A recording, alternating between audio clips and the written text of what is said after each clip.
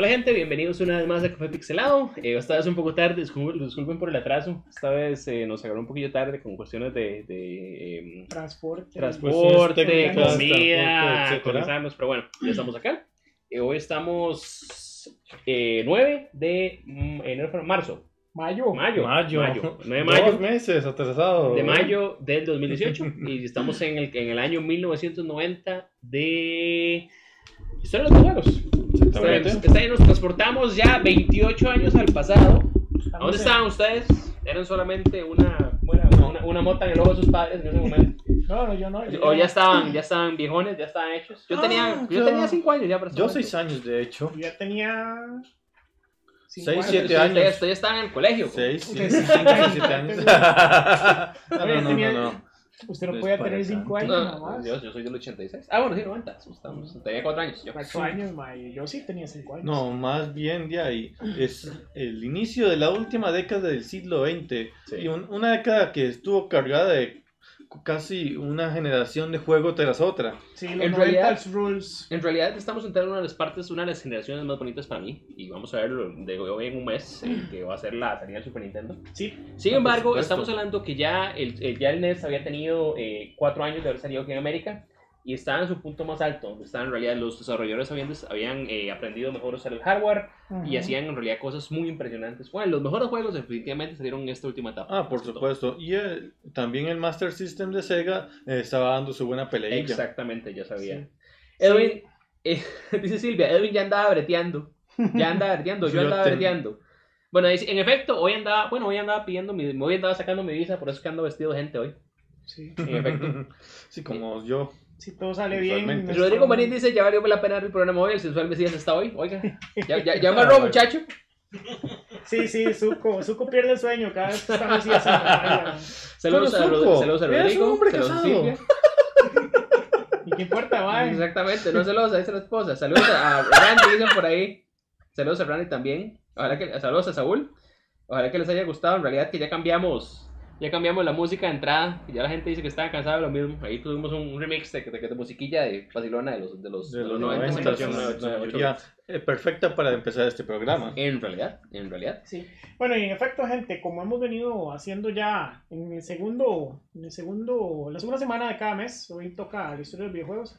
Y como adelantó Edwin, hoy la década de los 90 marcó un antes y un después en lo que se refiere a la historia de los videojuegos. Para mí, 1990 es un punto de inflexión porque, como ya Edwin dijo, es el momento donde Nintendo como tal estaba en su punto más alto y se veía ya en el horizonte lo que vendría a ser una de las consolas más importantes. Dice Silvia que en 1990 ya andaba verteando yo. Qué mentirosa que es. Dicen por aquí, Rodrigo ya tenía 10. ¡Wow! Zuko, qué viejo que es usted, pa. Ya tenía 10. Sí. Dice que le hace campito. Sí, fueron muchos juegos muy emblemáticos los que subieron en este año. Pero no solamente juegos. Uno de los eventos más importantes que pasó en 1990 es el Nintendo World Championship. El primero de todos, exactamente. De los primeros, perdón. Estamos hablando que arrancó del 8 al 11 de marzo de 1999. Fue un tour de 29 ciudades. Hubieron 3 días de torneos. Tenían 3 grupos de edades: 11, menos de 11, 12 y 7 años para esos carajillos edgy ahí que estaban ahí con su camiseta de la actitud, y ya los viejones, los que tenían más de 18. No, esa época no era edgy, era radical. Era radical, exactamente. Y no solo eso, marca la pauta cuando Nintendo lanza este evento, ¿verdad? Que hoy lo tenemos más fresco porque Nintendo lo está volviendo a retomar en el 2015 y posiblemente el año pasado, ¿verdad? Que tuvimos Nintendo Championship. Sí, aunque ahí era un poco más grande, por así decirlo. Eran tours en varias ciudades, como dice Edwin, y obviamente Nintendo desplegaba ahí lo mejor de sus juegos, como Super Mario, Mario 3. ¿Cuál otro estaba en las alineaciones? Y en efecto, y también es curioso y sacar a acotación que Nintendo, para promocionar este evento y para promocionar la salida de uno de sus juegos más importantes, incluso había hecho una colaboración con Universal Pictures para lanzar esta infame película que muchos conocemos como pero The Wizard. Yo estoy casi seguro que eso fue, ¿no es cierto que eso fue en el 1991 para la salida de Super Mario World? No, porque No, fue para Mario 3. El último juego que juegan al final de The Wizard es Super Mario 3. Y lo revelan porque de hecho la película es básicamente un comercial de... Exactamente, yo me recordaba eso, pero yo en realidad tenía la duda, bueno, no tenía la duda, en realidad no me recordaba si había sido para la salida de Super Mario World o para la salida de Super Mario Bros. Era para la salida de Super Pero Mario bueno, en 3. realidad hay muchas leyendas urbanas alrededor de este evento. No solamente el hecho de, como ustedes está viendo, que se creó esta película conocida como The Wizard, en la que el mismo actor de Los Años Maravillosos. Sí, se me va el nombre, sí. Se me escapa ese nombre a mí. Exactamente. También. Bueno, resulta que se lleva a su hermano, se lleva a su hermano menor que es autista, exactamente. A California, que era exactamente pues como la película y tal como el cuenta la película y tal como pasó en el mundo real.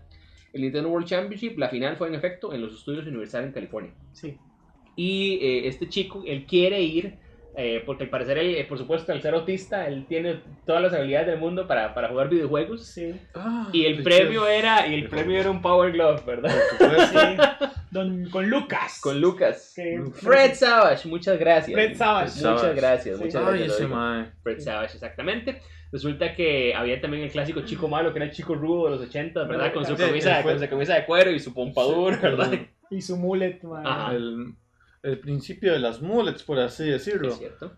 Aunque soy de los pocos que cree que Superman no se veía mal con una mullet. Usted ahorita se está dando un mullet, así como más callado, ¿verdad? Ahorita anda... No es problema. Ahorita anda fiesta. ¿Cómo es? ¿En serio adelante, fiesta atrás? Saludos a Marlon. No, realmente. Al negro, que nos está viendo. El infame asco de tipo. Y el cabrón mullet, dice Marlon. El Yosuke, dice Silvia, sí, exactamente. Pues el Yosuke era básicamente como igual... Yosuke Jojo, básicamente lo que él hace es parodiar el estilo visual de los más de finales de los 80s con sus pompadours. Más o menos, en realidad son los infames o famosos yankees. Bueno, sí, pero esos más también eran como bases ahí. Sí. Pero bueno, estamos desvariando. Pero bueno, entonces, como estaba diciendo, tuvo premios bastante grandes en ese tiempo, para, sobre todo para un torneo de videojuegos. $10,000, un convertible geometro, que era un carro. O sea, imagínate ganarte un carro solo por ir a jugar. Exactamente. Una televisión de 40 pulgadas, que yo sé que en este momento todo el mundo dice, claro, es una tan grande. Yo tengo 3 teles de 40 pulgadas en mi casa, ¿verdad? Y la cochera. Pero digamos que en esos tiempos una tele de 40 pulgadas solo la gente que tenía decía, bueno, ahí tenemos el carro. Claro. Y no solo eso, sino que el ganador del mismo evento iba a poder quedarse con una copia del Nintendo Championship, que es hoy por hoy uno de los cartuchos más raros y más caros. Eso era lo que yo exactamente iba a decir. Sí. Porque no solamente los premios eran pues estos grandes premios que nos estábamos hablando anteriormente, sino que también se crearon 26 copias de cartuchos sociales que iban a ser usados porque porque al final del día, tal como lo vimos el año pasado, no era, lo que hacían era poner pequeñas partes de cada uno de los juegos y las personas que los lograran pasar más rápido o conseguir cierto mayor puntaje eran los que en realidad iban a ganar. Sí, mira, ese es DNES Punk. Sí, es cierto, el DNES me imagino probablemente una de que tenemos unas escenas el precio de la historia. ¡Oh, carambolas! Sí, Patrick DNES Punk, ese mae. Es uno de los pocos que tiene ese cartucho, de hecho. Y salió un episodio del Nerd. Pero bueno, como les estaba diciendo, se crearon también 26 cartuchos dorados que se le dieron a los 26 finalistas. Que, bueno, a los 26 personas que llegaron a la parte más alta del concurso. Y esos cartuchos eventualmente se han perdido en la historia a tal punto que han llegado a ser uno de los cartuchos el cartucho más caro que existe para NES. Sí. Y se han pagado hasta $15,000 en ¿cómo se llama esto? En subastas para conseguirlo. Sí, no solo el gris, el dorado. O sea, el dorado yo creo que incluso una vez ascendió a la cifra nada despreciable de hasta $15,000. $15,000. Perdón, te entendí 1,500. Sí, en efecto, es una historia bastante curiosa la del Nintendo Championship, que de hecho fue uno de los eventos más importantes en Estados Unidos porque fue el que catapultó hasta cierto punto la cultura de los videojuegos en varios estados donde cuenta, todavía no estaban tan el hecho de que ya existieran cosas como la Nintendo Power que en realidad ya los videojuegos se habían transformado en lo que era en un fenómeno de cultura popular. Entonces ya habían llegado para este punto, ya en realidad aquí yo recuerdo que aquí en Latinoamérica ya habían empezado, ya habían empezado a existir los chinos, los famosos chinos, ya se empezaban a ver mucho más, ¿verdad? Y en realidad lo popularizó muchísimo, sobre todo con el hecho de la película y con, bueno, y con la calidad de juegos como los que vamos a ver un poco más adelante. Sí, definitivamente la década de los 90 fue una década muy especial para nosotros, que básicamente la década en la que nos... Saludos a Mauricio Caiba, gracias por vernos, Mauricio, ojalá te parezca interesante el programa. Y saludos a José Daniel Campos, que acaba de sintonizarnos. El oso anda por ahí. Oso también. El oso conspiranoico. Que por cierto, sí, estamos alrededor de un mes del E3. Sí, vamos ya a ver, se siente el hype. Ya se siente el hype. Ya comenzaron los rumores. Dicen que un GameStop fue que... Walmart en Canadá. Canadá. Pero de eso vamos a hablar el viernes. Por supuesto, en los noticieros. Sí. Pero sí, no.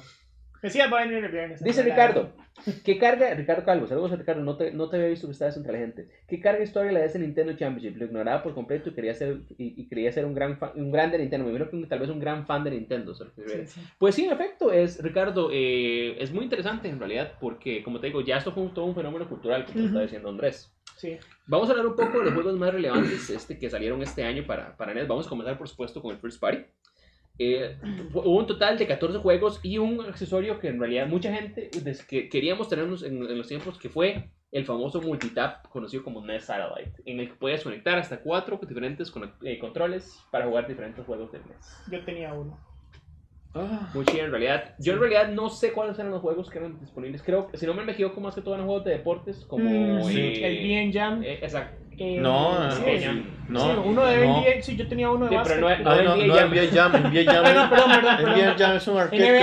Un NBA pelado. NBA pelado. Sí, NBA Basketball, creo que era, bueno, algo así, NBA. Yo tenía este accesorio, de hecho, recuerdo que cuando yo tuve mi primer Nintendo americano, que obviamente no fue en los 90, no fue en 1990, fue unos años después, como por ahí 1994 más o menos, que mi hermano me había mandado uno.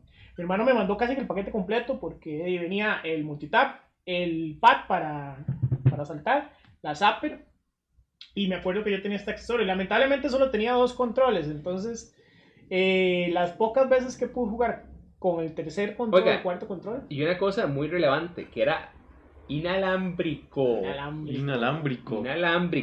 ¿verdad? Una primera vez para todo. Sí. Dice Jorge Badilla, el buen Baquemón. Saludos a Jorge. Dice, el de Freddy Krueger era compatible. Qué curioso. No. Yo nunca jugué en un juego de Freddy Krueger. Yo lo tenía, pero solo uno de para poder activar el modo turbo por los botones. Es cierto. Sí, como pueden ver, exactamente, tenía diferentes opciones ahí para...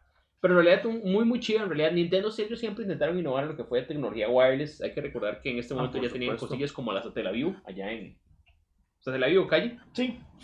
No me acuerdo. Bueno, el Satellaview, sí. Bueno, exactamente, que era este accesorio que se le conectaba al NES en el que puedes cargar juegos. Cargar juegos con aquel disquete.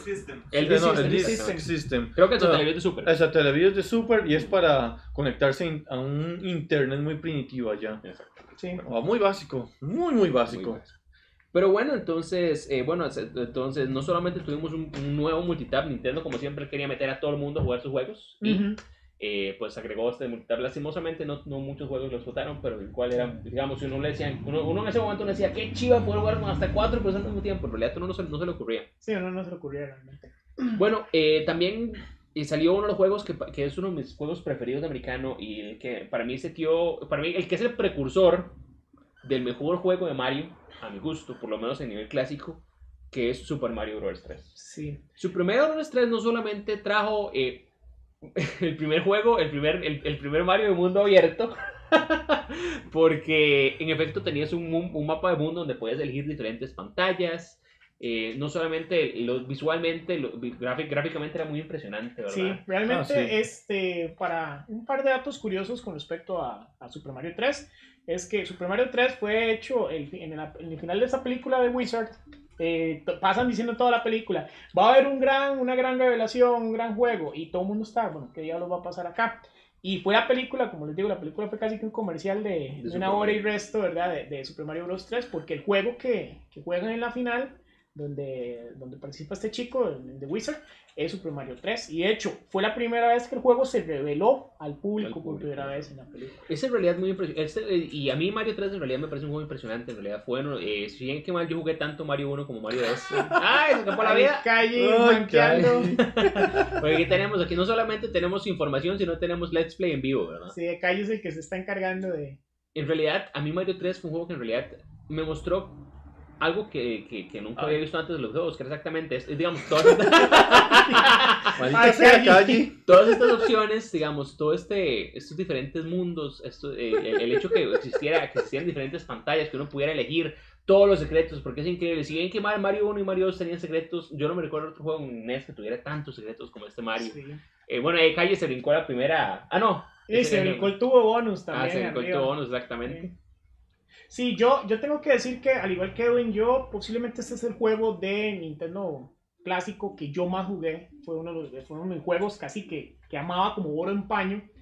Y siempre me pareció que visualmente era de lo mejor que tenía Nintendo. Es posiblemente uno de los juegos que mejor se ve en el Nintendo. Y hoy por hoy vos ves este juego, ¿cuántos años después? Y se mantiene. Y todavía se mantiene, digamos. Ha envejecido muy bien. Y no solamente, como está diciendo, todos los secretos, cosas como muchos efectos muy chivas, súper interesantes, como el mundo de los enemigos gigantes, que es algo que nunca se había visto antes. Sí. Y que inclusive, si vos jugabas el juego usando las famosas flautas, podías brincártelo por completo. Sí, claro. O el mundo de agua, que era extremadamente grande, que tenías que montarte en un barco y todo para llegar. El mundo 7, el de las tuberías, que es uno de los mundos más duros del juego, junto con el del cielo. Y el mundo 8, ¿verdad? El mundo 8. Yo no me recuerdo, yo me recuerdo la tensión que uno sentía cuando estaba en las famosas manitas que lo jalaban a uno y usted decía, uy, voy a morir, ya no tengo vidas, no tengo power-ups en la barra de abajo.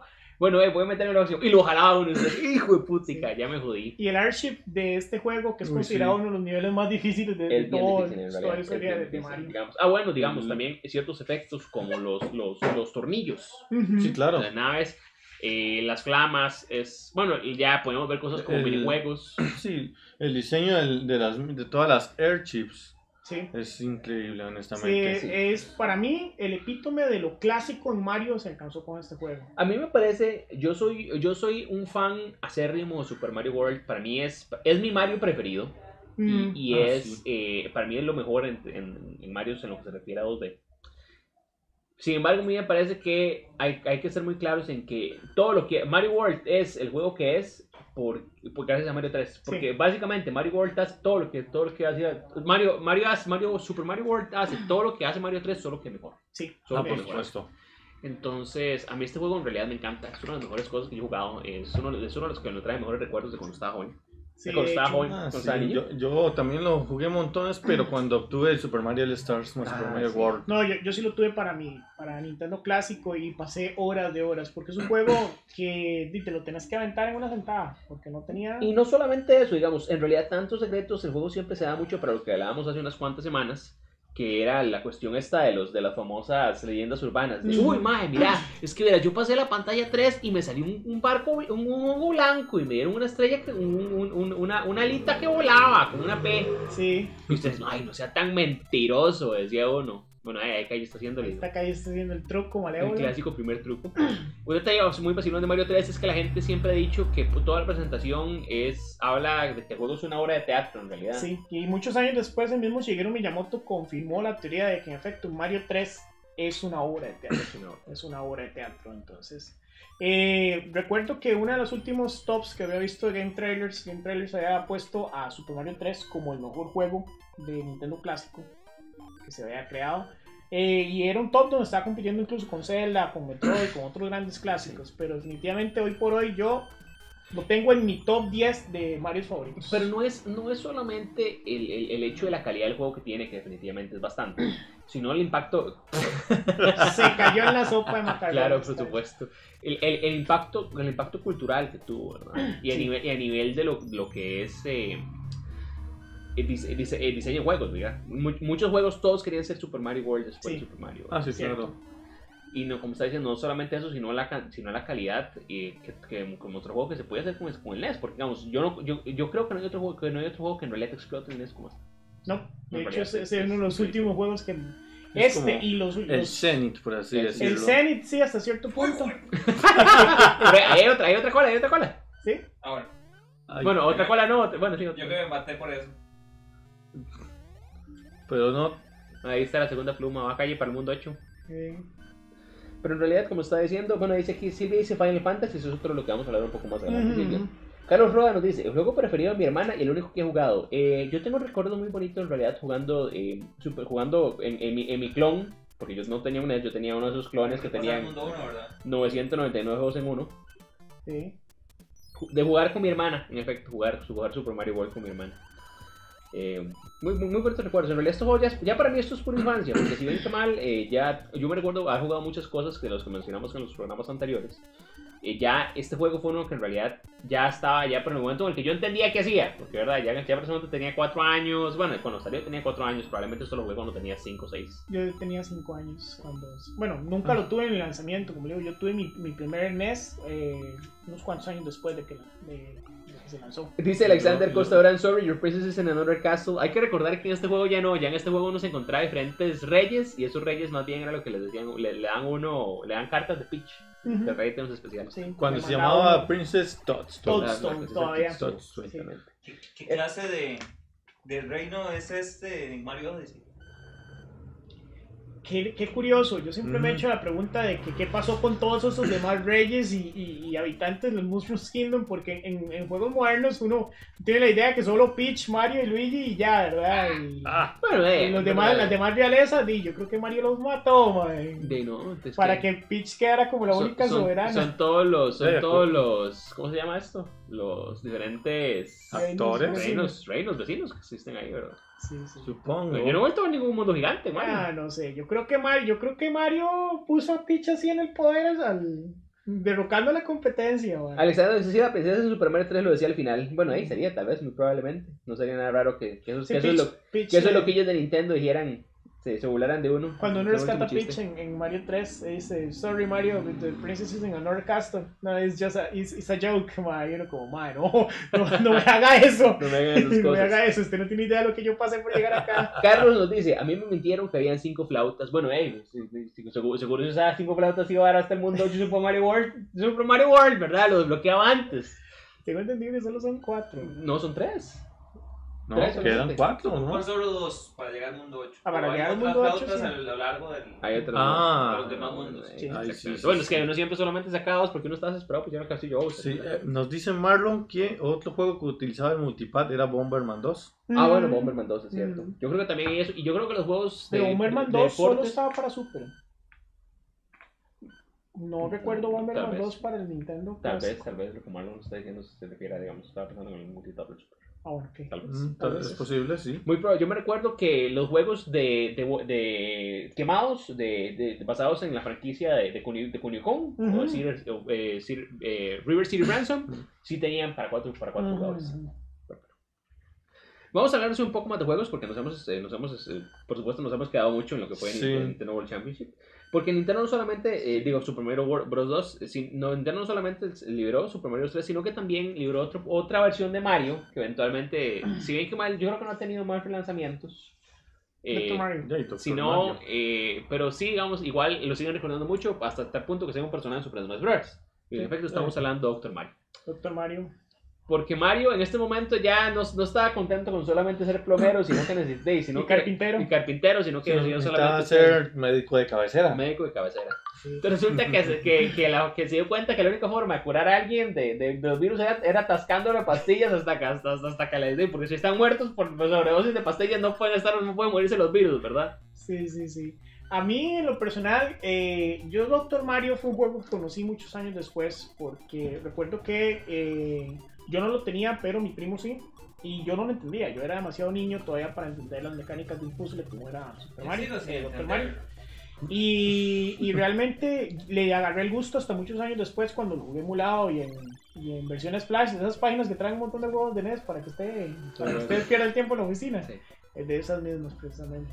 Yo definitivamente unos juegos que yo recuerdo como más que niño de Dr. Mario es la música. Sí. Porque la música es vacilón, porque algo tiene la música de los juegos de puzzle, ¿verdad? Que la gente siempre me recuerda. Sí. Qué guavero. Hay mucha gente, digamos, que piensa en la clásica,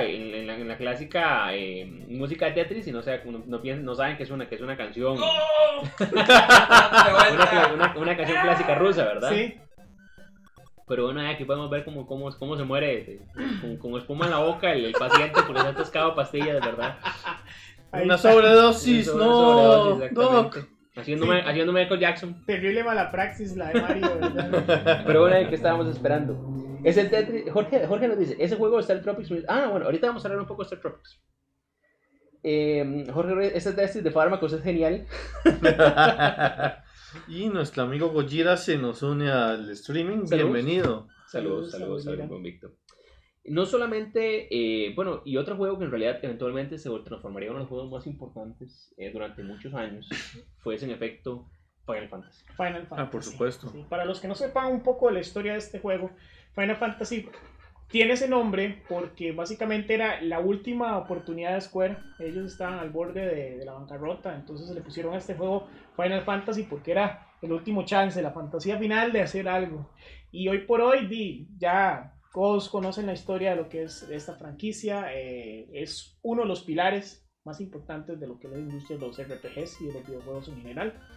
Y es curioso porque Yamaguchi, cuando había creado originalmente Final Fantasy, él se había basado en algunos conceptos que él había visto en Dragon Quest, en juegos occidentales, y principalmente en cosas que le gustaba de ese extraño libro que él veía que la gente le encantaba ese juego de mesa en Estados Unidos, pues no entendía un carajo que era Dungeons and Dragons. Entonces dije, bueno, voy a intentar hacer una mezcolanza de conceptos acá y ver qué me sale. Nos dice Silvia, Square al borde de la bancarrota, ¿eso cuándo? No es como que ahora solamente dependen de Final Fantasy y sigan sacando DLC para Final Fantasy XV como año y medio después de que salió, ¿verdad? Sí, pero Square por lo menos ya no ha estado tan en números rojos como lo fue en el 2000 y curiosamente en 1990. Correcto. Cada 10 años, no es que tiene la crisis, al parecer. Sí, al parecer. Pero bueno, como estamos viendo, en realidad Final Fantasy nos cuenta la historia de 4 guerreros de la luz que tienen que llegar al reino de Corneria. Al reino de Corneria y tienen que pues salvar originalmente comienzan con una historia muy sencilla, ir a salvar a una princesa, a la princesa Sara, y eventualmente se transforma un poco más, se hace un poco más compleja, ¿verdad? Sí, hay que recordar que el mundo está al borde del caos y que hay que despertar los cristales elementales. Pero no solamente eso, después resulta que hay viajes en el tiempo y cambios y bueno, en realidad el juego tiene un plot twist ahí muy vacilón, que en realidad es una cosa que uno en su tiempo no se esperaría en un juego de NES, ¿verdad? Sí. ¿Sabían que Final Fantasy, el original, es secuela de algo? Porque para que sepan un poco, los que les gusta mucho el lore de Final Fantasy, el original, es la secuela de lo que sucede en el primer día. En ese momento donde no me traigo Killer. Sí. No, hombre, recuérdense que en este juego en este juego más bien el problema, el mago blanco no los dos personajes, porque la única razón por la cual usted necesitaba un mago blanco era porque tenía un mago blanco en la party, porque todo el mundo le reaba. Sí, exactamente. Tenía el agro como en 500,000. Sí, un detalle es que en efecto vos podías personalizar a tus personajes, bueno, en ese sentido personalizar, ponerle el nombre y elegir qué job. Uno podía elegir entre seis jobs, si no me equivoco. Guerrero, Monk, Red Mage, Black Mage, White Mage y Ladrón. Y no solamente eso, el juego en realidad tenía cierta profundidad, a tal punto que si usted lograba conseguir la cola de rata y conocer al rey Bahamut, podía cambiar a una segunda clase, podía reclasear a sus personajes. Exactamente. Un juego en realidad muy revolucionario para su tiempo. Mucha gente no esperaba la profundidad que tenía el juego, tantos personajes diferentes, los diferentes mundos que tenía, la historia. Y una historia masiva, porque fue uno de esos primeros juegos que te invitaba a leer un buen rato lo que hacías. Yo nunca jugué el Final Fantasy original hasta muchos años después. Mi primer Final Fantasy como tal fue el Mystic Quest y después Final Fantasy 4. Pero como buen fan de la saga, muchos años decidí volver a los orígenes de todo y jugar Final Fantasy 1. Y es un juego que tiene su encanto, pero que realmente solo funcionó como para su momento. Hoy día uno puede ponerse a jugar este juego, más bien puede terminar hasta odiándolo, ¿verdad? Mira, si en realidad yo lo jugué muchos años después, porque en efecto yo tampoco comencé con Final Fantasy 1, sino me quedó como mi primer Final Fantasy fue Final Fantasy, lo que sea Final Fantasy 4 o Final Fantasy 2 aquí en América. Y en realidad jugué la versión remasterizada para PSP. Ah, bueno, pero es que esa versión es completamente diferente. Y es Sí, digamos, tiene muchos arreglos de calidad de vida. Sí. Pero en realidad el juego sí, yo siento que Tiene bastante- el core se mantiene. Yo la primera revisión que jugué fue la de Game Boy Advance. Sí. Ah, es una buena versión también. No, mentira, la de Game Boy Advance no, la PlayStation 1 que de hecho yo la tengo y después la Game Boy Sí, Advance. pues, digamos, Sí, para mí todos esos remakes todavía, digamos, yo los jugué y yo los disfruté en su momento. Sí. A mí me parece que son buenos juegos. Yo- Pero bueno. Ajá, ¿qué haces en decías? Sí, no, yo nunca he jugado el Final Fantasy. Nunca he el jugado primero. ningún Final Fantasy. Nunca lo he Clásico. jugado, el clásico. No, pero el clásico o ningún Final Ah, Fantasy. no, yo comencé con Final Fantasy 4, el 2 acá, y después Mystic Quest. Yo empecé al Pero revés. nunca, sí, curiosamente, yo nunca jugué este primero. Yo sí lo jugué, ni pero los demás. años después. Yo les voy a decir una cosa, mi Final Fantasy menos preferido, por no decir más odiado, por lo menos del Sí, estilo sí. clásico, es el 2. Sí, del estilo clásico yo también tengo que decir que el que menos me gusta Está corriendo es el por 2. Sí, el 2 Hago prepotas y enséñale magia blanca 1 al Red Mage. de los 6 clásicos, definitivamente el 2 es la oveja negra. Sí, definitivamente. Un juego muy que quería pasar de creativo y más bien se jaló una torre. Exactamente. Pero bueno, vamos a hablarles un poco más de juegos. Salió en abril de Rare, que ya está desarrollando juegos. Un juego se llama Pinbot. Igual, el mismo Rare sacaron un juego que se llama Snake Rattle and Roll. Ni idea, porque ninguno de los dos los jugué. Y otro juego que también se desarrolló para América y Europa fue, en efecto, el que está diciendo Jorge, Stars Tropics. Stars Sí. Tropics, un RPG que nos cuenta la historia de un chico que si no me equivoco, viaja a otra dimensión. ¿Viaja a otra dimensión o es otro planeta? Que era otro planeta. Bueno, no sé, otro lugar que no la tiene. En realidad, a Otro mí, plano. yo recuerdo este juego, yo nunca lo vi, nunca lo jugué en realidad, era un poco oscuro. Y me recuerdo que ellos querían hacer un RPG, pero fue un RPG un poco diferente. Recuerdo que el chico, en efecto, atacaba con un yoyo y la gente se quejaba porque el juego tenía como cierto... Vea, qué bien la escena así de la pantalla de selección puro Zelda. Puro ¿verdad? Zelda, exactamente. No, digamos, si el juego en realidad sí tenía un modo de jugarse muy parecido a Zelda. Sí. Nos dice Jorge, este juego Star Tropics me hizo probar 700 passwords ¿Sí? porque era un link. Póngale link fake. Long. Long. Sí. Dice, en efecto, como está diciendo Jorge, este juego en realidad, Star Tropics me hizo probar 700 passwords porque un password del juego estaba en la caja original en No, una pero carta vale. que había que mojar. En efecto, este juego, la gente de Nintendo se quiso poner un poco creativa y decidieron que uno de los passwords que necesitabas para pasar el juego, para pasar una área del juego, venía en una carta que venía en la caja del juego. Aparte de eso, hay que decir que yo aquí en realidad en la vida nunca vi una caja de juego americano, ¿verdad? Que aquí siempre nos llegan como de segunda mano. Yo sí, pero este juego nunca lo vi yo realmente. Entonces, bueno, la cuestión es que el juego adentro, junto con el manual y el cartucho, trae una carta que supuestamente el personaje, el papá del personaje le había mandado, el personaje principal.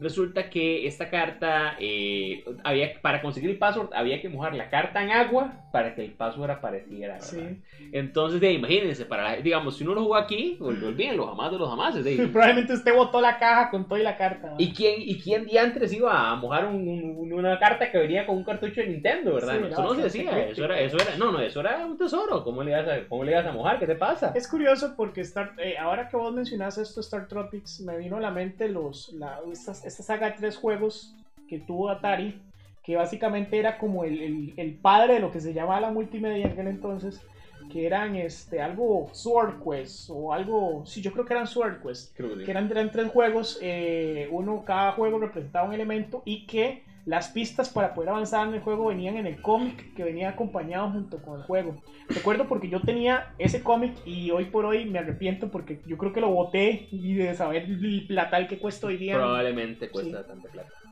Y esas cosas que te invitaban a jugar más allá, afuera, como dicen, jugar afuera de la caja, ¿verdad? Yo recuerdo en realidad que vea la magnificencia de ese viejo panzón. Ese es en Marlon 8 en bits. 8 bits, papá, véalo. Marlon, saludos, que está saliendo en pantalla. Pero en efecto, era un juego en realidad muy inteligente. Creo, como estaba diciendo Jorge, en realidad viajan en el tiempo, pero en la segunda parte. Sí, yo creo que uno segundo Star Tropics en realidad. Lastimosamente fue una de esas sagas que Nintendo dejó un poco que Nintendo hizo Sí. nada y nunca volvió a salir. Nintendo la dejó ahí perdida en el tiempo, de hecho. Pero en realidad muy interesante, sobre todo por lo creativa que era. Y muy vacilón, como estaba diciendo el mismo Jorge Badilla. que la verdad, eso muchos años inspiraría a otras personas, la creatividad en eso inspiraría a otras personas a hacer ciertas cosas, como el famoso código de Kojima para llamar a Merrill en la parte atrás de la caja, ¿verdad? Sí, esas cosas interesantes. Interesantes en realidad, pero bueno.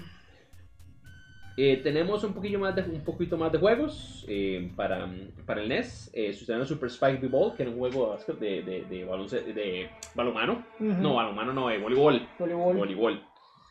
Tenemos también un juego para el Zapper que se llama Barkerville Street Shooting. En septiembre tenemos NES Play Action Football, que era de Tosen. En diciembre tenemos pues el Nintendo World Cup. Y bueno, el Nintendo World Cup, de los pocos juegos de fútbol que disfruté. Y ese es el que tiene los gráficos que son similares a Zero Ransom. Es de la saga, exacto, exactamente. Excelente, sí. Exactamente. Que a pesar de que no eran de ellos, que digamos porque el Kunio-kun no es de Nintendo, sí. No. Nintendo en esa época tenía la particularidad, y que, como pasó por ejemplo Final Fantasy, el primero salió como publisher Nintendo. Igual que ese Nintendo World Cup, originalmente es un juego Tecmos de la saga Kunio-kun, solo que Nintendo ocupaba juegos para 4 jugadores, para su NES Satellite, entonces, hey Tecmos, te voy a comprar ese juego, yo lo distribuyo en América y eso sí, digamos que es mío, todo, exactamente. Sí. Bueno, Super Spike Evil, al famoso Punch Out. Nintendo World Cup era una maravilla. Yo me recuerdo que no solamente era lo técnico el juego tenía, sino que eran la gracia que tenían los personajes. Eso era supercampeones era supercampeones antes de supercampeones, papá. Porque yo me acuerdo que usted hacía un gol de cancha a cancha. Exactamente, había tiros especiales y todos, que se desaparecía la bola y se hacía como en espiral. Sí. Un montón de cosas. En realidad súper vacilón. Yo lo disfruté un montón. Ahí está. Tenemos unos cuantos relanzamientos más. Se relanzó Punch Out sin Mike Tyson. Hay que recordar que en este momento ya Mike Tyson se ha empezado a transformar en una figura un poco polémica. Entonces Nintendo quiso separarse. Ay, qué chiva este juego. Sí. Los personajes, demasiado vacilón. Los golpes, cuando uno le aplicaba la barrida mortal. La barrera, man. Racist as hell, man. Dime, ¿qué podías hacer con la paleta de gráficos del NES, verdad? Sí, pero lo que me hace gracia no solo las paletas, sino las caras, ¿no? Sí, claro, por supuesto. No, pero eso hacían todos, ¿no? Hacían todos. Pero en efecto, bueno, se relanzó Punch Out con Mr. Dream en vez de Mike Tyson. También se lanzó Nintendo World Cups con Super Spike Ball, que era como una combinación, y Super Mario Bros. Duck Hunt y World Class Camerún. Oh, no. Ay, cabrón, Nintendo. Pero no solamente el NES no solamente salía de juegos free party, sino que también salía, hubieron 156 juegos en total lanzados por third parties. Para los que piensan que esa vara de que sería un montón de basura, un montón de shovelware, es una cosa del Wii, es una cosa nueva. No, papá, o sea, la piratería y los juegos hack vienen desde tiempos inmemoriales. Desde los tiempos del Atari. Estamos hablando que hubieron 90 juegos más que el año anterior. Hubieron 51 publishers en total, 15 más que el año pasado. Y algunos juegos más importantes fueron Double Dragon 2 para Acclaim. Muy bien.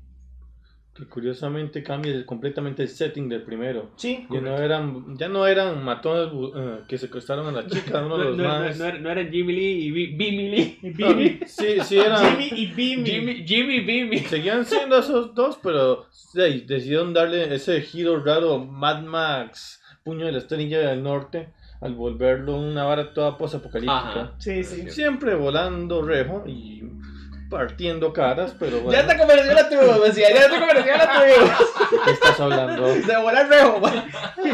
No esa clase de rejo.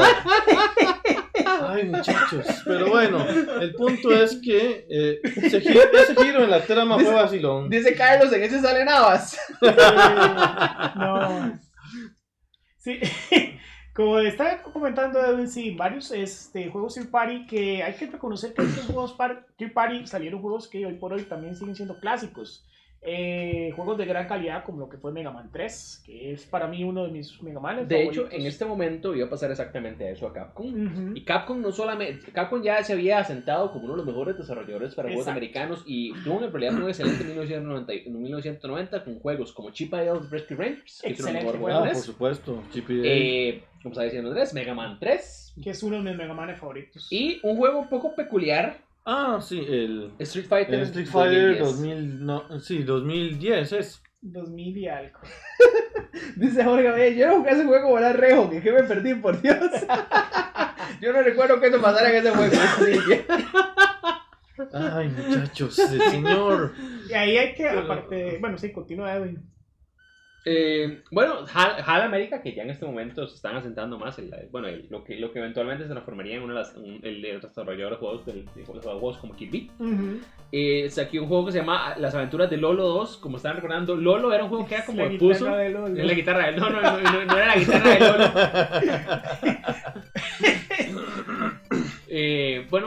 Sacaron que era un juego de puzzle, que les había ido muy bien con el primero. De hecho, la gente lo recuerda bastante para el NES.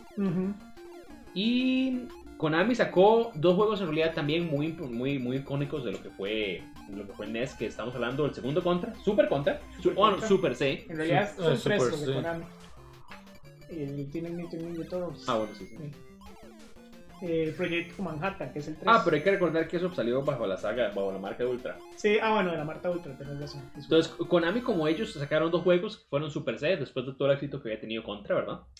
Y él, ya después de haber tenido tantísimo éxito con Castlevania 1 y hasta cierto contenido con Castlevania 2, tuvieron con Castlevania 2. Decidieron hacer una combinación un poco extraña de ambos juegos, que de hecho eventualmente se transformaría hasta cierto punto en el machote de uno de los mejores Castlevania, mi Castlevania preferido de toda la historia, que es Castlevania Symphony of the Night. Sí, por supuesto.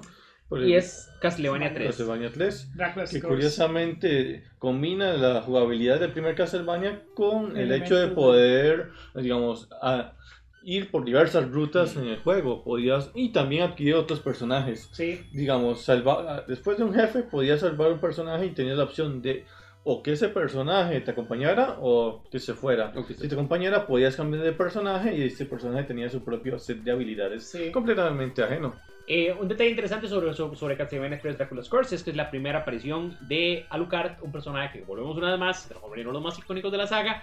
Y que, bueno, no está de más decir que la serie de Netflix que está basada en este juego. El personaje principal es el mismo Belmont, Trevor Belmont. Tenemos a Sifa Belnades, que es la maga que ya apareció en la primera temporada. Exactamente. Dan Danasti, que todavía no apareció en la serie, sin embargo, en la segunda temporada estamos seguros que va a aparecer por ahí.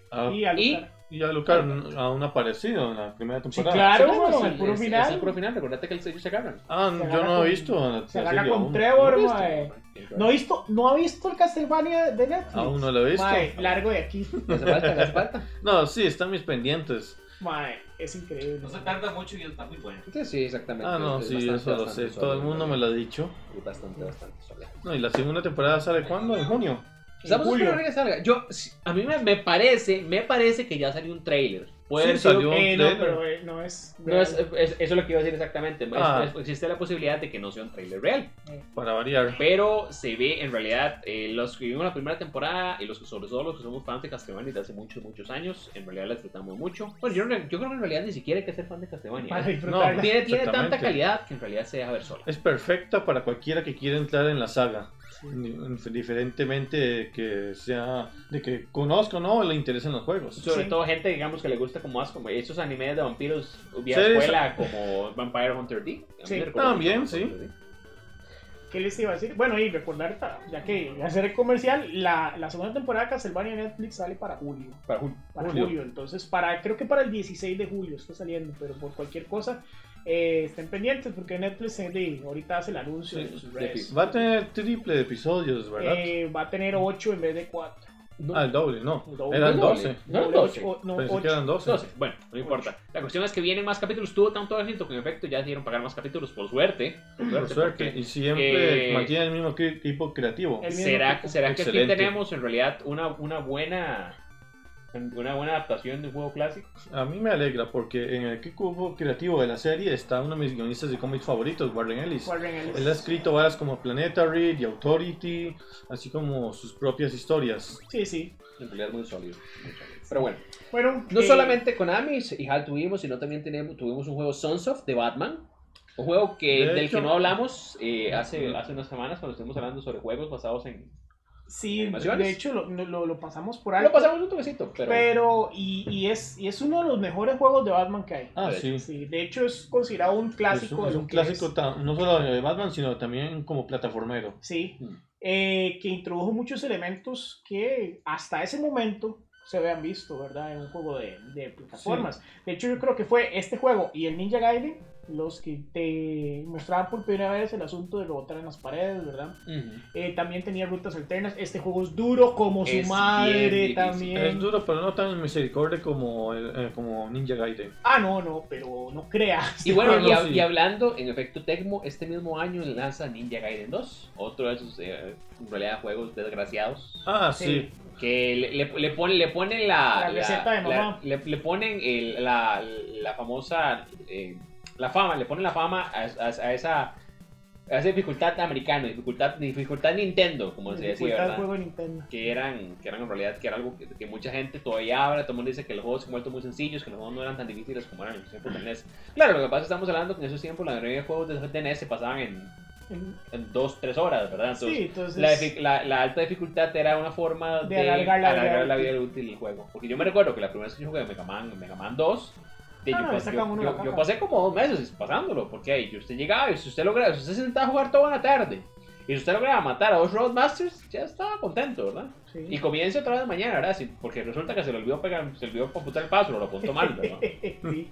Por eso el 1 es una parida. Sí. El 1 es una parida, sí, es uno de los Mega Manes más duros. Sí, en realidad es una cosa terrible, por eso era que uno se abusaba del truco contra el gigante amarillo, de tirar, de pausar un montón de veces para matar en un solo golpe con el arma de Eggman. Sí, es cierto. Pero bueno, como estamos diciendo, Batman y Ninja Gaiden 2 de la parte de Tecmo. Ultra Games, bueno, Konami ellos eran muy vivillos y querían meter más juegos sin apegarse a estas restricciones que les había puesto Nintendo. Sí. Tenía la marca Ultra y en la cual sacaron 2 juegos más. Estamos hablando de Teenage Mutant Ninja Turtles 2. Manhattan Project. No, 3. No, de Arcade Game. El 2 es de Arcade Game. Sí. Manhattan Project viene después. Sí.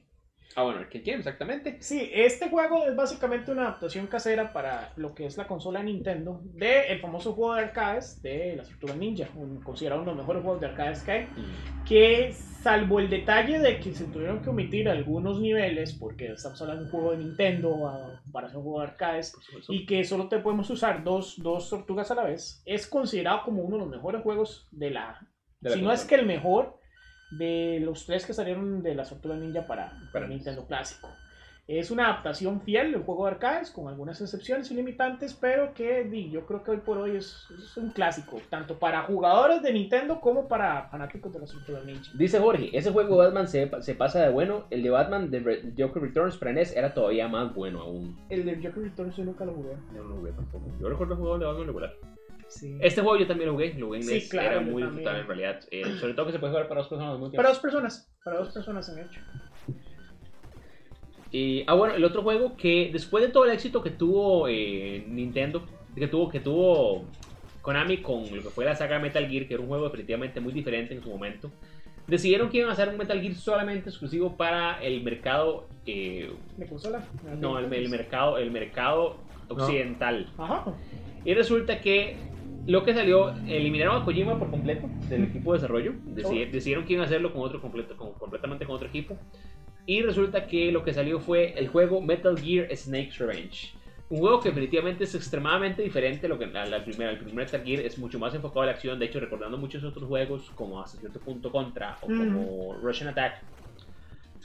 Y que inclusive habían cosas como un cambio a una perspectiva en 2D, donde uno tenía solamente que escabullirse y apuñalear a la gente como si fuera un juego de acción regular.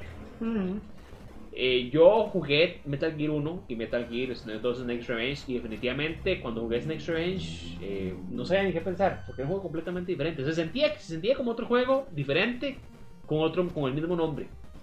Bueno, eso era un detalle muy común en lo que eran los juegos de Nintendo, ¿verdad? Americano, porque, por citarte un ejemplo, uno ha jugado, digamos, el juego de Volver al Futuro, el primero que está para Nintendo, trata de una cosa, y el segundo, que es continuación directa del primero, por la misma desarrolladora, tiene un gameplay completamente... No necesariamente es algo malo, estamos hablando de que hay que recordar, pues no hay que ir muy largo, ¿verdad? Hay que pensar en Super Mario World y Super Mario World 2, que eran juegos completamente diferentes. Sí. Pero lastimosamente, que fuera diferente no necesariamente significaba que fuera malo.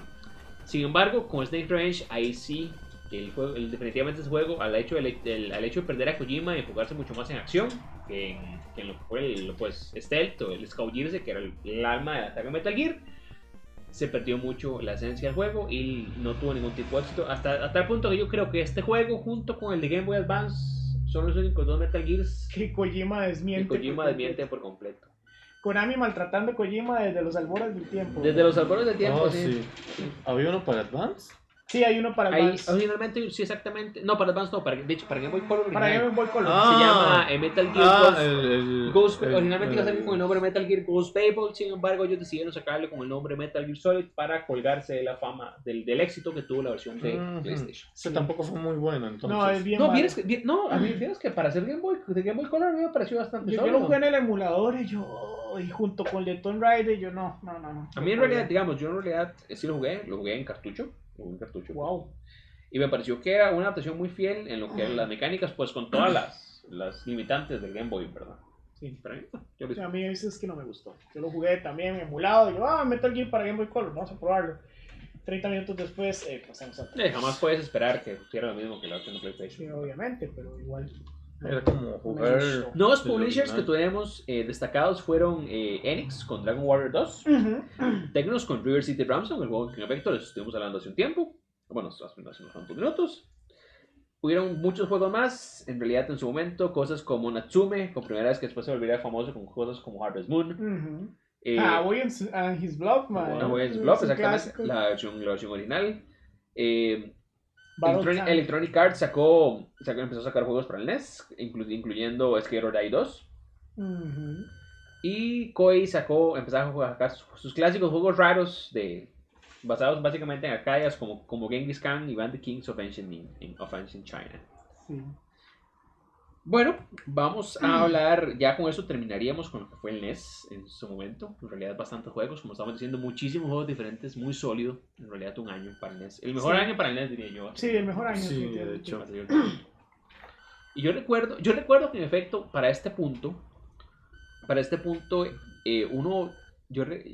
ya había muchísimos juegos diferentes. Uno siempre constantemente le estaban hablando, ¿viste que chido este nuevo juego de NES? Y uno le daban el cartucho y siempre eran cosas buenas. Sí. En realidad siempre uno decía, qué chido tener este montón de juegos diferentes, este montón de juegos raros. Y era por eso, porque ya en realidad los desarrolladores le habían entrado directamente al NES con todo, habían aprendido a manejar todo lo que podían en el hardware. Ya la máquina tenía 4 años de vida, ya manejaban el hardware de arriba para abajo y ya estaban bastante fogueados. De hecho, hasta cierto punto era ya como que ya en el horizonte ya se veía que el final de la vida de la consola ya venía. Lo que pasa es que recordar que estamos hablando que como el NES fue básicamente la nueva generación, no sabíamos en realidad cuál iba a ser el objetivo, cuál iba a ser en realidad la vida útil de una consola. Básicamente, mucha gente esperaba que no hubiera nada mejor, porque no se sabía, era lo mejor hasta ese momento y no estábamos muy acostumbrados, digamos. Anteriormente habían pasado cosas después, como el crash de los videojuegos, ¿verdad? Y ya la gente no recordaba que Atari había sacado como 400 versiones del Atari 2600, ¿verdad? Sí, es cierto. Saludos a Milton Blanco, ojalá que te cuente interesante. Silvia dice, Natsume solo hacía la localización de Harvest Moon, el juego de Marvelous. Sí, Silvia, pero Natsume se volvió famoso aquí por... Bueno, yo no me recuerdo muchos juegos más de Natsume que no fueran Harvest Moon. Yo sí Moon. recuerdo uno que era de, no sé qué, Dragon Princess o algo por el estilo, que era un juego para Super Nintendo. Para Super Nintendo, sí, para Sega Genesis. Sí, pero lo que más hacían era Harvest Moon. Sí, Harvest Moon, tenés razón. Y creo que también hacían un shmup, un shmup, sí.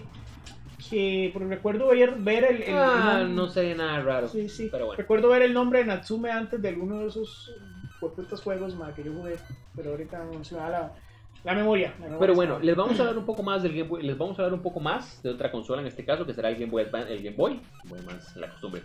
El Game Boy. El Game Boy. Pelado. Hubieron hasta 6 juegos originales de Nintendo, que fueron Golf, que era el port de la versión de NES, Dr. Mario, que fue uno de los juegos que en realidad tuvo muchísimo más, otro port, pero que en realidad tuvo muchísimo más, para mí, sí, tuvo muchísimo más éxito, en la misma forma en que Tetris impactó a Game Boy. Sí.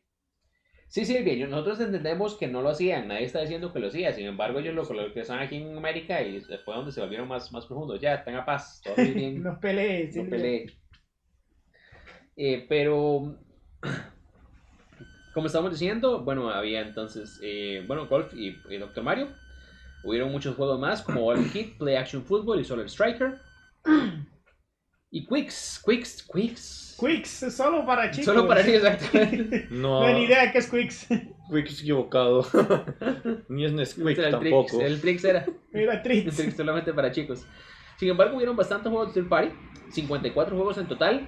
Capcom comenzó uno de los juegos que eventualmente traería uno de sus personajes más recurrentes, que fueron Gargoyle's Quest. Gargoyle's Quest, que es un spin-off de Ghouls and Goblins, que terminaría siendo la precuela de una de las joyas más grandes del Super Nintendo, Demon's Quest, que eventualmente lo tocaremos cuando lleguemos a su año respectivo. Y de hecho ya les hablamos cuando hicimos el programa sobre los juegos que pensamos deberían haber estado en el Mini. Yo mencioné, en efecto, Demon's Quest. Demon's Crest. Bueno, ese juego. Es casi un Mega Man, pero con demonios. No, ese es. Y dificilísimo. Y duro, ese como juego. solo. Bueno, Capcom no solamente sacó Gargoyle's Quest, sino pues también tengo un juego que se llama DuckTales. Que es la versión para portátiles del clásico de NES. Square sacó Final Fantasy Legends. Sí, justamente. ¿Nos va a hablar Mesías? Bueno, yo sí pude jugarlo en emulador. Y curiosamente es, digamos, no es un Final Fantasy en sí, porque simplemente quería engancharse del título, porque salió varios meses después del primer Final Fantasy. Y es parte de, ¿cómo se llama? De esta línea de juegos llamada Saga. Romancing Saga. Romancing Saga, lastimosamente es una saga de RPGs, valor de redundancia, ¿verdad? Que no se volvió muy popular aquí en América. Romancing Saga, sin embargo, yo creo que los juegos de Super Nintendo eventualmente llegaron algunos para la era de PlayStation. Empezaron a llegar a la era de PlayStation porque los que están para el Super Nintendo nunca llegaron. Y solamente llegó este mismo de Final Fantasy Legends. Es curioso porque también es parte de, digamos, de la experimentación que estaba haciendo Square Enix con Final Fantasy. De hecho, porque, digamos, te van a escoger de entre varias razas, de humanos, mutantes, etcétera. Hasta oiga, ese le daba alas a el party.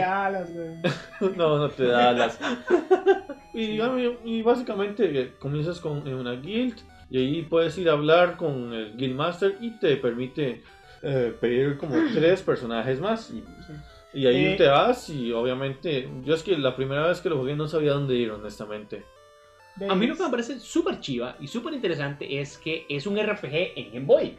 Sí. Estamos hablando que uno no está acostumbrado a encender el Game Boy para jugar Tetris, para perder un ratillo en el bus o cuando estaba sentado en la parte de atrás del carro con el papá. Bueno, la gente que tenía mucha plata. Estoy diciendo yo porque yo no tenía Game Boy. Sí, y sobre todo con el montón de baterías que insertadas. Estamos hablando que consumía 4 baterías. 4 pilas. Y 4 pilas y que mejor era tener el adaptador. Sí, pero el adaptador no lo vas a conectar en el carro. No, pero digo, cuando estábamos en algún otro chante, claro, por supuesto, tu amigo, etcétera. Sí. Pero sí, yo es que digamos, en lo que pude jugar, nunca supe a dónde ir del todo y nunca me agarró la chiripa de poder elegir más personajes. Aparte que los personajes que te daban a elegir, bueno, me di cuenta de eso hasta después, y los que te daban a elegir eran más, digamos, tenían estatus más bajos que los de tu protagonista principal. Sí. Y era duro. Ya, dale. Ahí caí, ya quedó pegado. Sí, definitivamente es uno de los Final Tranquilo, Fantasy yo también me pegué ahí. No importa, sí, ya una vez, ahorita vamos a dar GameFAQs. Sí. Yo, si bien es cierto, siempre he sido fan y he tratado de jugar casi todos los juegos de Final Fantasy que hay.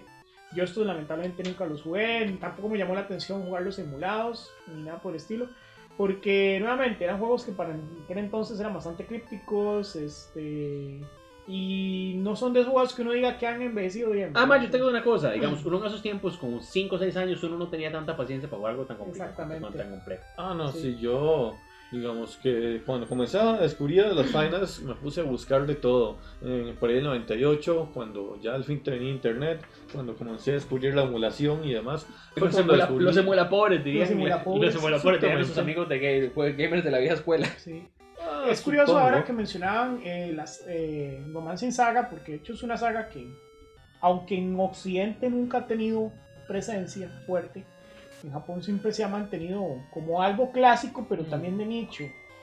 Curiosamente, hace unos días estaba viendo que muchos de los desarrolladores de este juego que está siendo creado para Nintendo Switch, el Long Park Traveler, son gente que trabajó para Romance in Saga. Y se nota porque algunas de las mecánicas, el estilo de pixel art de ellos no se pierde. Uno lo ha visto también en Blood of Bahamut, que también es un juego muy raro para NES, que de hecho... Yo le di la vuelta Sí. a Bahamut Lagoon. Bahamut Lagoon. Bahamut Para Lagoon Super es Nintendo. curiosamente es un proto Final Fantasy Tactics. Sí. Porque combinaba elementos de Final 6, y elementos de Tactics, digamos, tenía diversas unidades, cada unidad era 4 personajes, y estos eran de diversas clases, Sí. Lancers, magos, Sí, algo similar guerreros. al Saga de Super Nintendo. Exactamente. Bueno, muy bien, en realidad. Muy bonito. Dicen por acá, mutante, yo quiero ser Magneto, dice Silvia. Mesías el millonario que tiene internet en 1998. Solo me dejaban media hora. Mis padres nunca me Porque- permitían porque más de tenía- media hora. burgués Porque- para ustedes, papá. No. Y lo sigue siendo. Y en ese tiempo solamente lo utilizaba para descargar imágenes de mujeres con poca ropa. Dice que descargaba una imagen cada media, por eso solamente era media hora, lograba descargar una sola imagen. Yo voy a De- decir no, realmente. sinvergüenza. No, de sin ningún vergüenza ya tipo- es, man. Sin vergüenza de ningún tipo, ¿cuáles son las primeras 3 cosas que yo busqué cuando tuve internet? Material para un trabajo de colegio, información Mentira. de mitología Mentira. y hentai de rango y medio. Esa sí se la creo, solamente Esa creo sí lo te último. creo la última. Sí. Yo, Y no, curiosamente, y no me da vergüenza admitirlo, fue las primeras 3 cosas que busqué en internet. Pero cuando bueno, conocí el yo ni internet. sabía que era hentai en ese entonces. Ah, papá. mentirosos todos ustedes. madre. No. Trade West No, vara. agarró la versión de Double Dragon y decidió traerla al Game Boy, ya que estaba teniendo tantísimo éxito. Sí. Y Ultra, Konami una vez más, decidió sacar el juego de Fall of the Foot Clan de las Tortugas Ninja para Game Boy. Otro beat'em up más, Sí, una buena opción Muy para, bueno. para llevarlo al NES. sí. De Silvia de Ragma Hombre, bueno, de ahí. No. Yo De la vez ambos. pasada lo puse en mi Facebook. La única persona que me puede decir que es género fluido que se lo puedo aceptar se llama Ragma Saotome. Todo lo demás son puras pa. Ragma Saoto me cree en la igualdad de género. Le Ahí le igual- meten una paliza como hombre, como mujer y no se queja No nunca. sé qué. No, les devuelve el mandado. Con Exactamente. creces. Sí. Pero bueno, no solamente Nintendo sacó juegos en esos tiempos, vamos a hablar un poco de lo que Sí, salió claro. para Sega Genesis. Del montón que lanzó Master System. Sí. Ahí ya, hentai del trapo privilegio. Dice Jorge, qué cochino hentai del trapo primigenio, es cierto, es cierto. Juegos descargados de Sega Genesis subieron 42 juegos, 22 más que el año pasado. Ah, no, 20 más que el año pasado, porque eran originalmente 22. De entre los juegos más importantes fueron Columns, básicamente la versión de Tetris para el Genesis. Ujú. ¿Cuál? Columns. Columns. Sí. Columns, sí. No me suena, nunca lo he visto. Después lo combinaron con Sonic y hicieron unos juegos No, ahí no, pero digamos, horribles. Columns se volvió tan popular que hasta llegó a salir mucho en compu y todo. Eran unos juegos de los juegos clásicos que tenían los compus en los 90s. Sí, yo recuerdo que luego lo combinaron con Sonic y empezaron a... algo de Columns y Robotnik Machine. Ah, algo así. eso lo que está diciendo es... Ronnie Ming Ming Machine. Exactamente, Ah, eso era Puyo Bing, Puyo. Bing, Bing, eso era Puyo Puyo. Era puro Puyo. Eso yo era pensé que era Puyo Columns. Puyo. Ok. De Cyberball, que me parece que ese juego yo lo conozco. Yo me recuerdo Michael Jackson's Moonwalker. Pero por Ah, supuesto, el es Moonwalker, una por supuesto. maravilla Para de cuando juego. salió la película. El arcade y estas versiones. No, cada versión variaba. El arcade era una cosa, este era otro, el de Super Nintendo. El de creo. Super Nintendo no existe, papá. Ah, sí, cierto. Y otro es el de Master System. Sí, el de Master de System. Master Master System. Qué bien Moonwalker de Michael Jackson. Ese juego a mí me gustaba muchísimo y de hecho duro y yo no sé por qué dicen que es malo, pero el juego era... el juego era fantástico. Estaba bien. Estaba bien para lo que era. El especial de poner a todos los enemigos a bailar, incluidos los perros, era maravilloso. Bueno, y no solamente salió eso, salió también Strider, uno de los mejores beat'em ups de cada día. Sí, que ese sí se revuelca así al suave al de Nintendo. Sí, por supuesto, porque las versiones de Super siempre fueron mediocres, honestamente. Y una de las cosas que en realidad la gente siempre decía era que las versiones del juego de Disney para Genesis eran mejores que las de Super Nintendo. Hasta cierto punto. Y a cierto punto es cierto. Y uno de los exponentes más fuertes para ese tiempo fue Mickey Mouse Castle of Illusion. Castle of Illusion, por supuesto. Un juegazo, de hecho. Y no solamente eso, sino que también había agarrado mucha fuerza lo que fue la saga Phantasy Star en Genesis, a tal punto que ya para este año tenemos Phantasy Star 3. Sí, es que Phantasy Star siempre fue la respuesta de Sega, hasta cierto punto, a la exclusiva que tenía Final Fantasy con Super Nintendo. No era Dragon con Quest. Nintendo, perdón. No, con Nintendo. No, digamos, no era, perdón, Dragon Quest, porque acuérdate que hasta ahora viene saliendo Final Fantasy. Sí, perdón, Dragon Quest, tienes razón. Y de hecho, es considerada como la saga de RPGs clásica de Sega, los Shining. Los Phantasy Star. Fantasy Star y los Shining. Pero los Shining yo creo que empezaron a salir a partir de un poquito más adelante, sí. ¿Verdad? Sí. Yo los jugué y son juegos curiosos, Shining Force, correcto. Ahí está. No, es que hay varios. Ahí está el famoso Moonwalker. Pero no es cierto. Yo me recuerdo que no es cierto que este juego no tenía la música, solamente tenía la música cuando bailaba Michael. No, sí tiene el tema. Tiene el tema. Claro. Aunque este juego es un poquillo más básico que el de arcade. El de arcade Michael, era un beat'em up puro y duro. Sí. Y este es básicamente en un escenario en donde tienes que ir a rescatar a los carajillos. Rescatar niños y ya, y pasar el escenario. Exactamente. Y bailar. Después tenía tiene implicaciones un poco extrañas después de jugar este juego años después, ¿verdad? Sí, ya sabemos qué pasó con esos niños. Exactamente. No, realmente. Pero bueno. Y si van ahí con una estrella fugaz toda potente.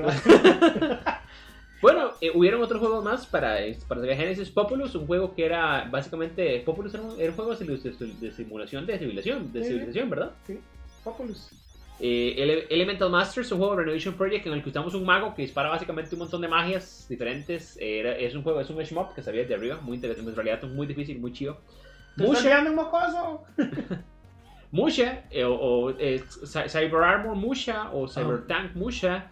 Uno de los juegos que una de las cosas más relevantes es que no solamente es un excelente shmup, sino que tenía toda una presentación básicamente en anime. Para muy animesca para Afterburner 2. Exactamente. Famoso por los anuncios de Nintendo. De Nintendo. Sí. Más bien, ahí veo que Carlos Roda dice rescatar niños. Oh, sí, eso es lo que estábamos diciendo, Carlos. Mira, salió SWAT, salió ese año. Salió SWAT, salió la versión de Batman para Genesis. Sí, el Batman de Genesis, que es completamente distinto. Sí. Digamos, el de Nintendo americano era más plataformero, pero el de Genesis sí era más beat'em up, de hecho. Sí. Me encanta la calcomanía en la caja Strider que decía 8 megas de poder. Potencia mundial. Como estábamos diciendo la vez pasada, así el clásico ñoño al principio de los 90 que decía tengo 3.4 megas de porno en este chico malo y él va con el skate. Bueno. Pero bueno.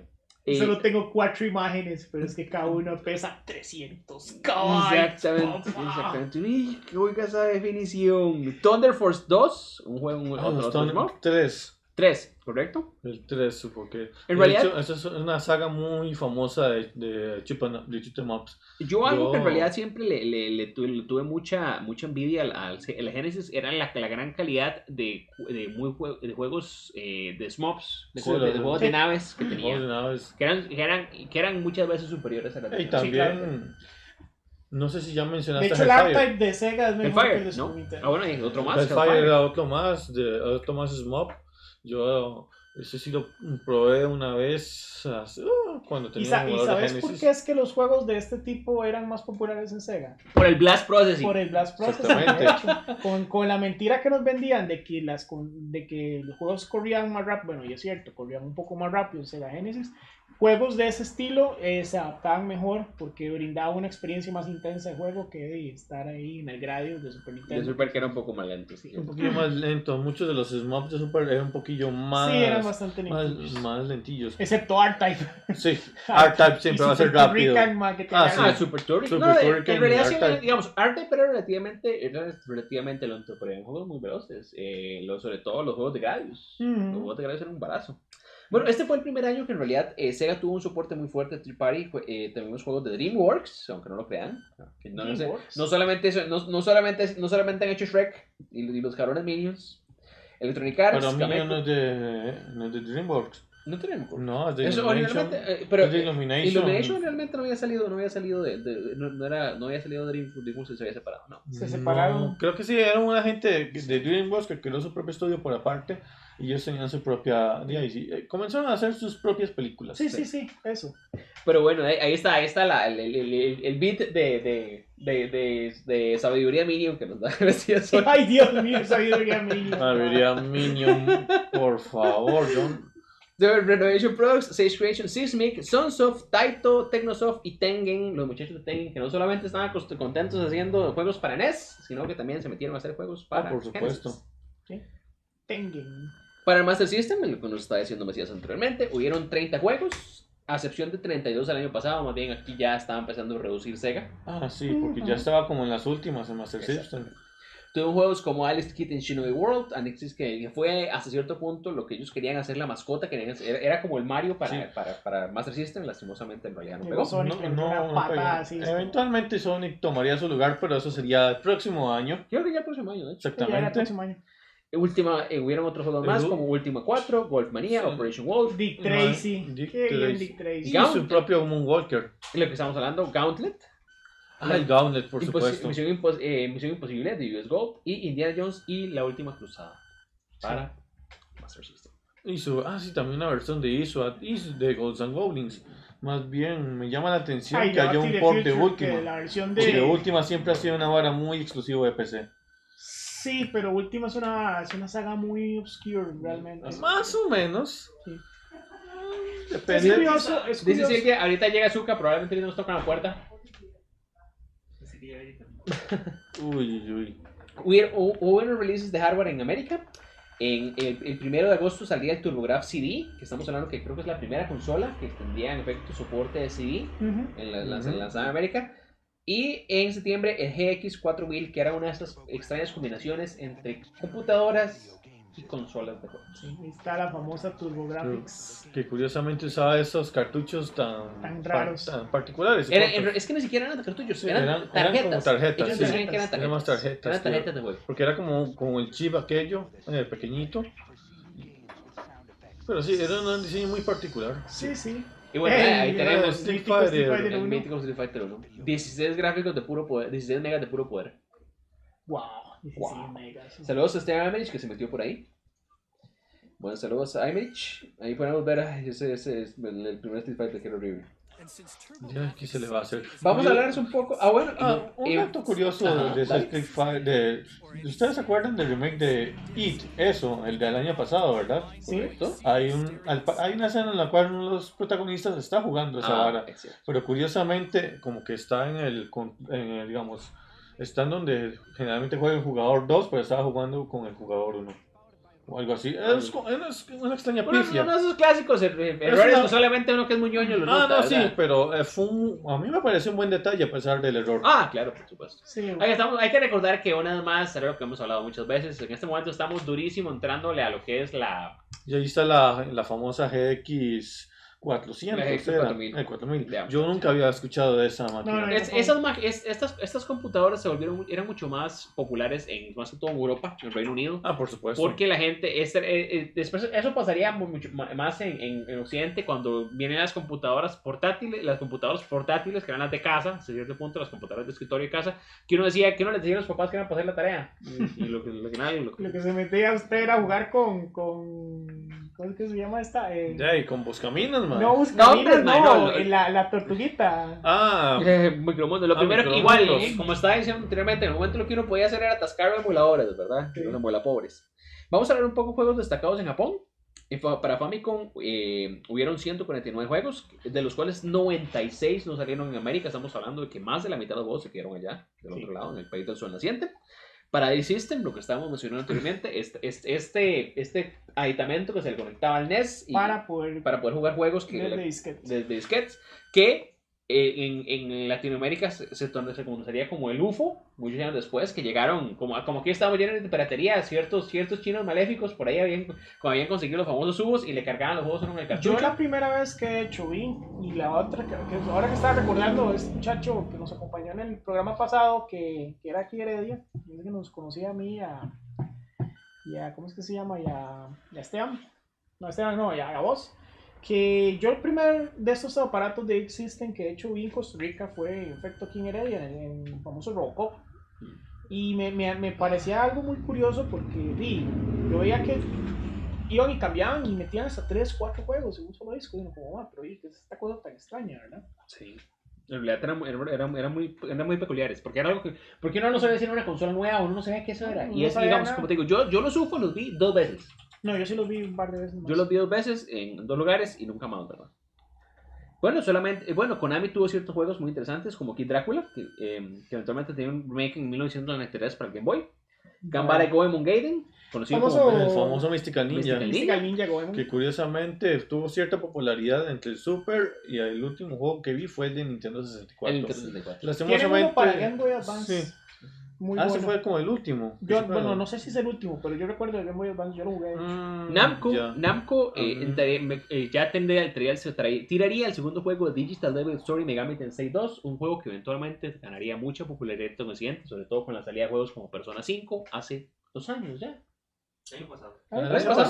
El año pasado. En Occidente, 2 años en Japón ya. Nintendo lanzaría una de sus sagas más fuertes en este momento, que es Fire Emblem, la historia de Mart, el rey de la guerra. El Hero King. El rey exactamente, el rey héroe exactamente.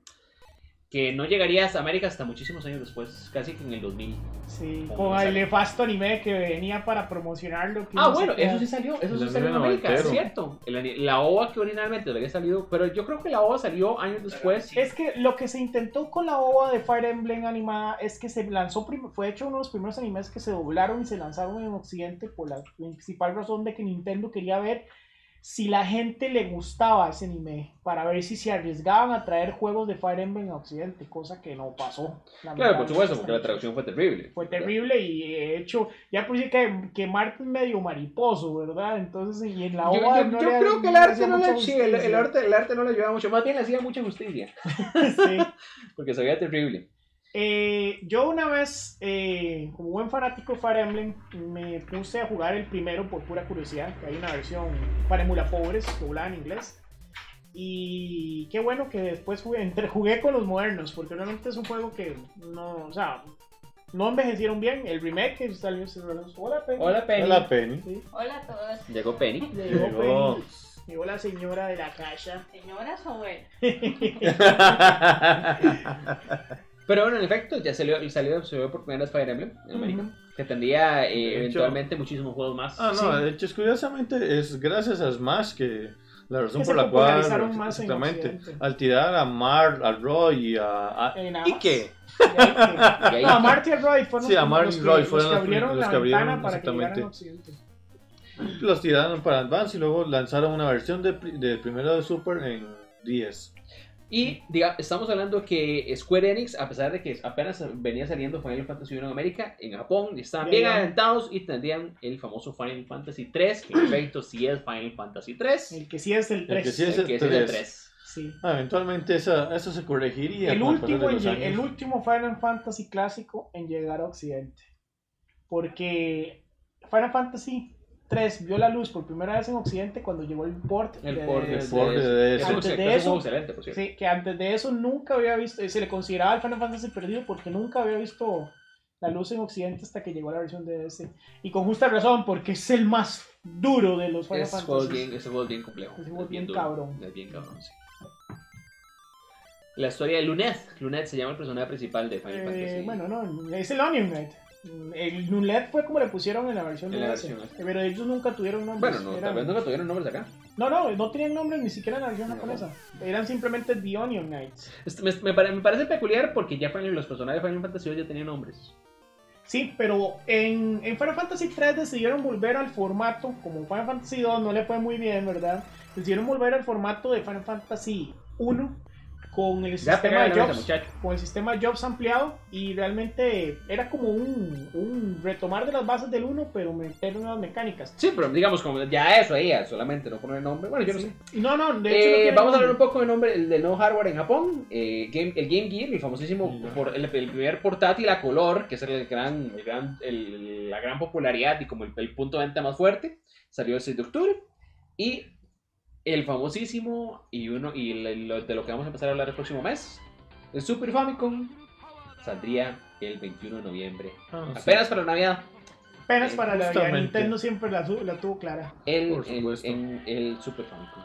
Más bien, yo tenía entendido que el Game Gear chupaba el doble de batería de lo que chupaba el Game Gear. No te duraba usted no le duraba ni una hora un Game Gear. De hecho, exactamente. Sí, la gente siempre lo recomendaban es conectarlo directamente a Antoma. Porque usted prendía una de horario. Harta demasiada batería.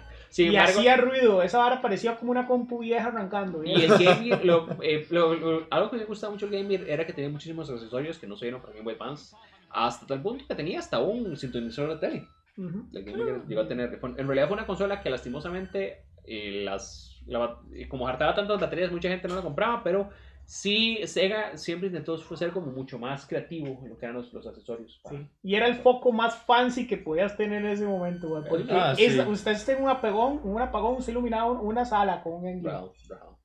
El próximo año, o sea, hoy de un mes, les estaremos hablando del Super NES, del Game Gear, el famosísimo Super acá, del Game Gear, del Neo Geo en América ya. Al fin, y el Sega Mega CD en Japón.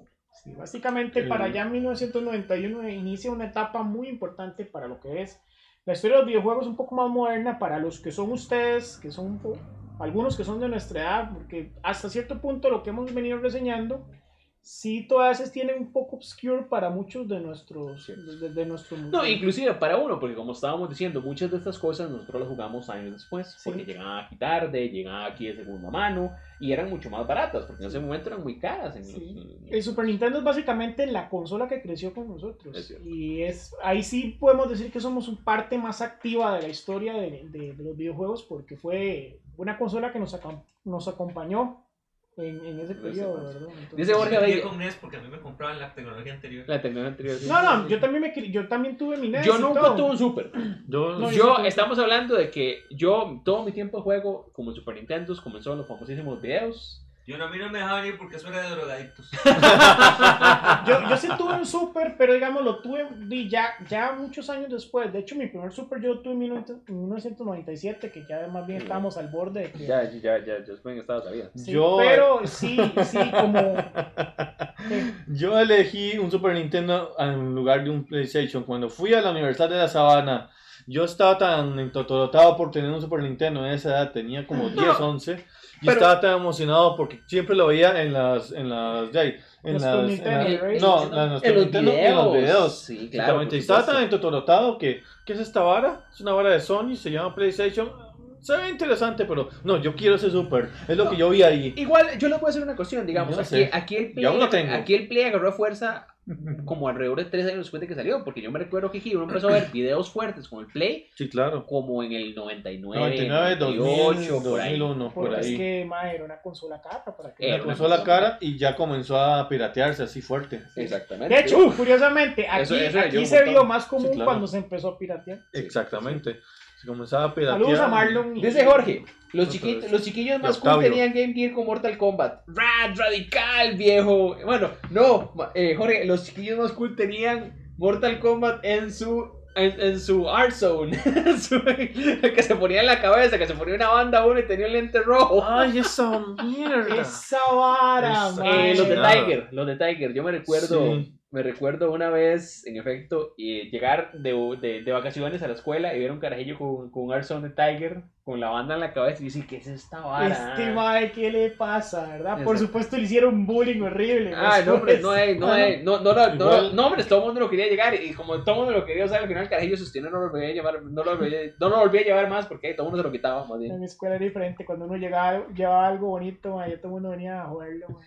Pero bueno, y dicen por acá, Silvia, yo no tuve Super NES hasta hace como 8 años porque a mi hermanito se lo prestaron en vacaciones de 15 días y luego el compañero que se lo prestó nunca regresó. Ay, qué suerte, Sí. Yo sí tuve mi Super Nintendo y de hecho sí, mi principal crianza como videojugador fue entre Nintendo y Super Nintendo, pero donde más disfruté fue realmente Nintendo porque fue una consola. Es que en aquel entonces había una especie de jerarquía en mi casa, digamos. El Atari en realidad no era mío, era de mi mamá. El NES era de todos, pero el Super Nintendo sí era mío. Entonces es la primera consola que puedo llegar a decir es mío, ¿verdad? A mí, yo sí tuve NES, como estuve diciendo, yo tenía un NES que sin embargo, que si bien que mal se veía como un Nintendo NES oficial, en efecto era un clon, porque tenía, como estaba diciendo, como 150 juegos ahí incorporados. Después de eso solamente vi metido unos videos durante un montón de años, como 5 o 6 años. ¿Qué se cae el programa de las anécdotas de los videos? Y tenemos tema para la próxima semana. Eso podría ser. Podría ser. Próxima semana no tenemos todavía. No tenemos todavía. Yo creo que ya está el tema. Yo creo que ya está. Yo también tengo mis propias anécdotas. Yo creo que todos. Mucho, ¿verdad? No, y yo también, digamos, yo tuve un Famicom, que fue los famosos Nintendo chinos, que obviamente lo hicieron como el Famicom, y de esos 99 en uno. Eventualmente por ahí el 95-96, digamos, desde el 94 le tenía un ojo puesto a un Super Nintendo. Y estaba siempre con esas ganas de tenerlo. Por eso es que cuando fui a la Universal Savannah, creo que fue por ahí en mi cumpleaños. Sí, es que me había ofrecido la muchacha de ahí. Me decía, llegó esta nueva consola, se llama PlayStation de Sony, también lee CDs y esto y lo otro, pero es que... Y usted ya esto me lo hicieron a mí, yo compré un Jaguar. No vuelvo a confiar, ya mi confianza había usado lastimada. No, y no me arrepiento, pero sí creo que lo hubiera sacado del jugo. No, hombre, ¿cómo te vas a arrepentir de tener Super Nintendo? Nadie se va a arrepentir. No me arrepiento, aún lo tengo, aunque en realidad no le tengo ningún uso, solo está ahí. Está haciéndose cada vez más amarillo. Yo tenía un control... Está cualquier cosa menos amarillo. Yo tenía un control que uno que le conectaba al tele y tenía como 1000 juegos. Claro, por supuesto, eso es muy interesante. Sí, esas varas. Todas estas consolas salieron después que eran como controles que usted le conectaba por cables de los clásicos chuponcillos de cable de audio y video al tele, y tenía un montón de juegos incorporados. Casi tipo plug and play serían. De hecho, así se llama, yo creo, plug and play. Plug and play. Sí. Y todavía anda, no creas, usted va y se da un vueltín por el mercado y todavía ve el Polystation, más solo que ahora se llama Polystation 4, el Polystation 4, y es el que... Eso es una cosa interesante. Un día yo voy a agarrar, cuando me caiga una plata extra, voy a agarrar esa plata y me voy a ir a buscar consolas clones a ver qué me encuentro. De hecho, deberíamos hacer un programa de consolas piratas también. De anécdotas con consolas piratas, porque hay cualquier cantidad de basura. Digamos que yo tuve Polystation y yo sé Polystation, viera cómo corría Mortal Kombat en esa vara. Pero bueno, gente, les agradecemos mucho esta noche por habernos acompañado. Ojalá hayan aprendido algo, ojalá les hayamos recordado algo. Se hayan divertido.